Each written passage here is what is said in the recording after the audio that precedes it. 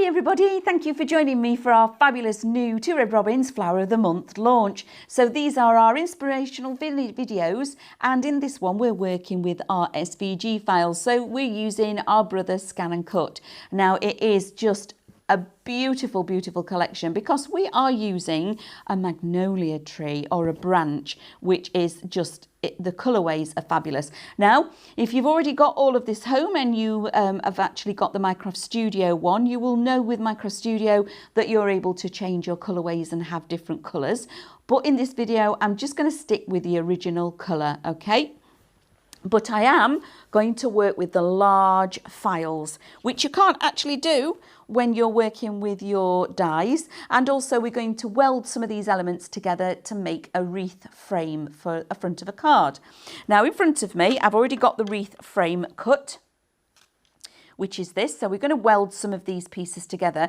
And for this, we're going to use the matte layer. And there is a reason I've used the matte layer, because when we put the other blossoms on, we want them to have an edge, or that's what I went with. And then here in the background, you can see, this is the backing paper that I've created in Minecraft Studio. So if you're wanting to actually make this, you need to go on to the Minecraft Studio of the Magnolia YouTube video, and that's where you'll find how I created that, okay? So let's go over to the machine, onto our Scan and Cut. So I've already downloaded everything onto my USB, so that's where I'm going to retrieve my data from. So here I have Flower of the Month. Now, we're not going to be scanning in or anything because there will be a link below to a video of showing you how we do group, align and scan in, etc., to be able to cut your reflections out. So we're just going to actually do the inspiration in this one. Now we have Build a Bouquet, Over the Edge Magnolia, and we have what it says working files, but that's just because it's what we've got off of our computer. So I'm actually working with the over the edge part of it. So I'm going to click on there, and as you already know, or may not, as the case may be, everything's broken down into different folders. When we open this, we've got our detail cuts, which is more like a drawing file. So that's all the elements that you would find if it was a die. Matte cuts. When you see some of our dies, or a lot of our die collections, we actually have that outer edge die. These are the ones we're actually going to work with in this video. And then we have our reflections, etc. So that's what you'll find. But this is the one I need to open. We're going into our matte cuts. And I know I've chosen the larger of the images because you can't actually do that with your dies. You can't make them bigger. So we've gone with the large one. When it comes onto the screen, there's just one of those images. I'm going to press OK and set that on the mat, okay? Bring this down. Now, to create the actual ring itself, I went into Edit and Object Edit, and I had another one. So I've added a second one to the screen, okay, like so. And I'm going to rotate both of these by 90 degrees, okay? Well, I'm going to opposite them. So one's going to go one way and one is going to go the other. So we have a tree branch there and one here. The next thing we need to do is make sure that they are aligned properly. So press OK all the way through till we get multiple select. Press multiple select, everything on the mat. Press OK. Going to, the positioning one, so the alignment function, into here, and I want them aligned centrally. So I'm going to click that, and you will see these two red boxes, they'll move so they're aligned properly, just like so. That's the first one, okay? Press OK. I'm actually okay with the spacing that's happening here because I'm going to be using A4 cardstock, so you don't want to go too wide. Now, I'm going to go into Object Edit, and I want to group these two so they move as one file. Now I want to go and add a second one of those. And I also now want to align these again. So let's press OK, go to Alignment, everything on the mat, press OK again, Alignment function. And we're going to do them centrally, horizontally and vertically. Now they're laid exactly on top of one another. I'm going to press OK, OK again. I'm going to click off it and So that clicking off it, I've only got one highlighted now. Go back into Object Edit. I'm going to go into my rotation and rotate one of them 90 degrees. Okay, so I know they are both spaced exactly as they are. They're both aligned perfectly, and it gives me this perfect frame that's going on. The next one I want to go is go OK, all the way back, multiple select, everything on the mat, press OK, Object Edit, and this time we want to weld. So press weld, and it'll think about it for a second. Now it's welded all of those pieces together, and they're all aligned exactly as we need them to be. Rather than bringing on 4 pieces and fiddling and thinking, right, okay, that's got to move this way by a couple of bits, and I've got to nudge that and nudge that.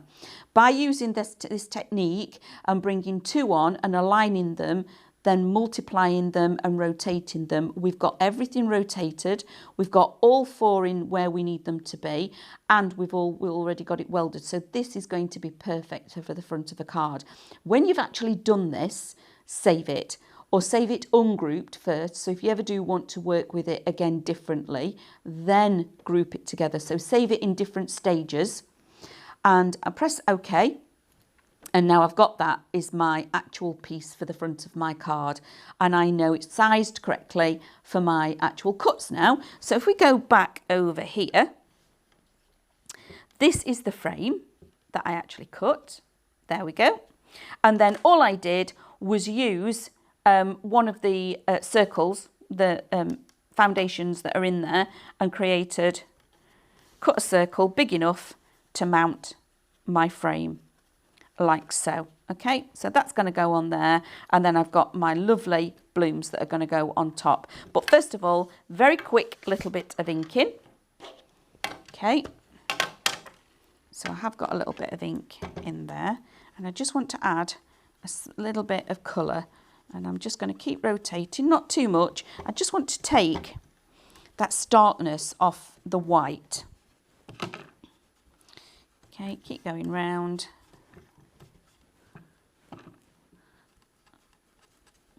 Rotating, just taking that edge away. If you wanted to as well, now you've done this, this could actually be your card blank as well. So if you cut another one of these and then glued them together, that could be your actually just your card blank. So you would have a double aperture through. But to do that, I would cut some of these and actually glue them together to give it you a thicker cardstock. So in the middle as well, like so. And then to finish off, I'm just going to put a little bit around the edge, like so. And I tend to have my ink in one place on my mat, and something that's got an edge like this, I'll rotate it round. That way I don't end up with a very big clean up at the end and having to clean the entire mat. It's just a tiny little patch. Okay, so all of there, like that, happy. And then I'm just going to cut off a tiny little slither. I haven't got my guillotine with me, but that's never mind. Okay, so that is going to be at the bottom, like so. I'm going to put a little bit of tape or some of my glue. And I also mix up my mediums, as you've seen on quite a few of my videos. I don't just stick with the same.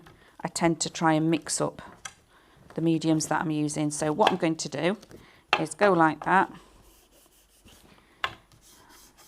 like so. Press that together and just set that to one side. On the back of this one, I'm going to put some of my foam tape in a few other places, more in the landlocked areas. You don't need to then overdo your tape.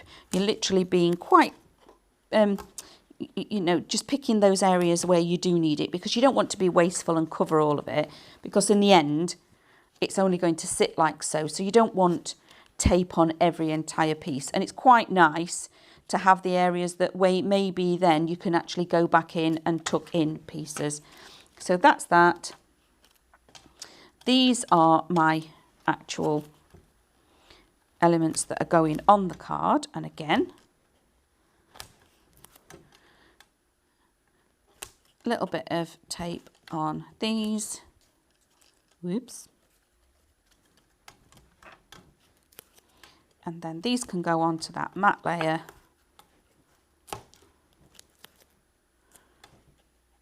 And we can build up and complete the frame. But there's lots of other different ways that you can actually create your frames with these. I could have actually just used the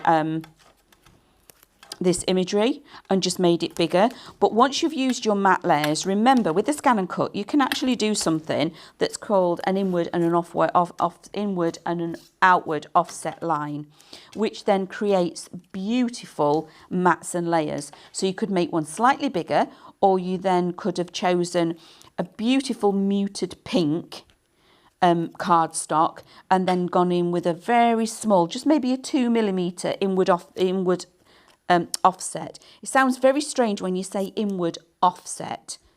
Outward offset sounds better, but an inward one sounds, why would it be inward and offset?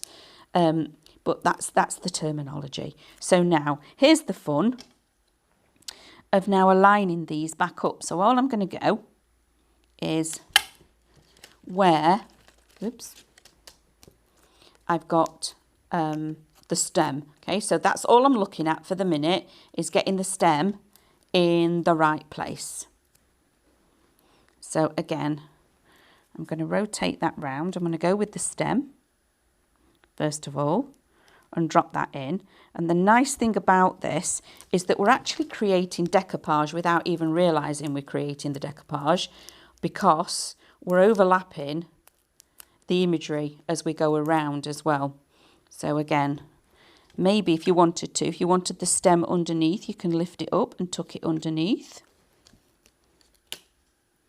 So make sure I've aligned it and I get that edge. I am going to fess up and tell you that I was a little confused while I was setting this up, because one of the images had a piece that I'd pulled it off.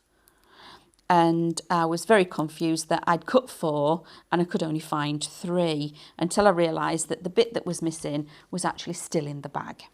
So just be careful when you're actually taking your pieces out of your bags, if that's how you're storing them, because there was much confusion happened in the moments of thinking, well, I know I cut 4. Much to the delight of Lauren that was watching me do this. She says that was really funny watching you panic because there was pieces missing. So that is now done. I've got this piece. Now where it's got a fold, okay, where it's got that straight, oh, it's cruel and unusual. So pop that down and I'm flattening this down on this side. Can you see? Where it gets to the edge, I'm going to fold that back. So because I've lined up my straight edge on my mat, I know that my straight edge will continue and it's the same, okay? So when I stand this up, it'll be stood up right. So now I'm going to open it up again so I can see the straight edge. And then I know how I want to rotate this. So I don't want it offset a little bit, or I don't want it flat on. So now take all my backing off.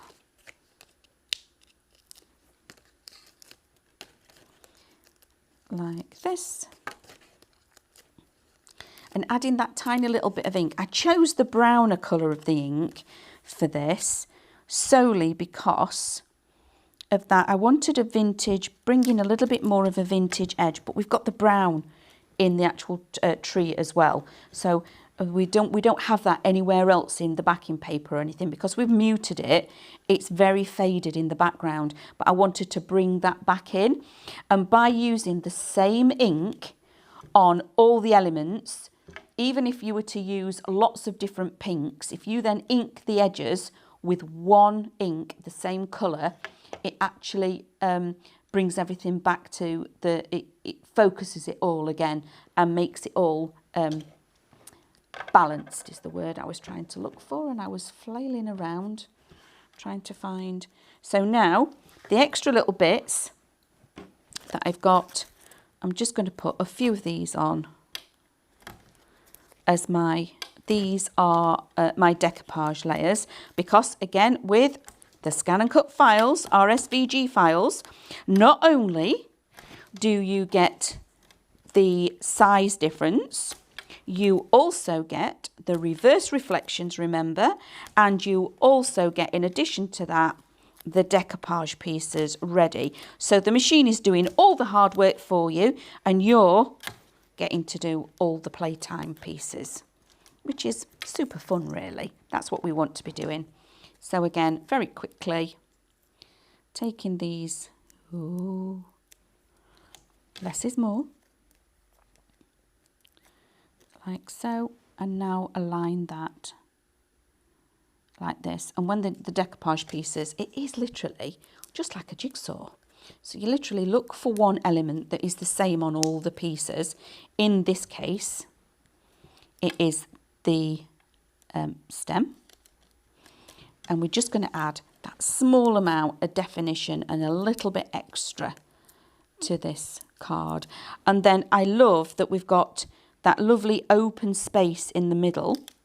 So then you could cut out another circle, measure this and cut out another circle and have that matte and layered, again, using white cardstock and then a smaller one of the backing paper that you've made, and then pop your sentiment in the middle, or do a couple of circles to your requirement, your size, matte and layer those, and just have...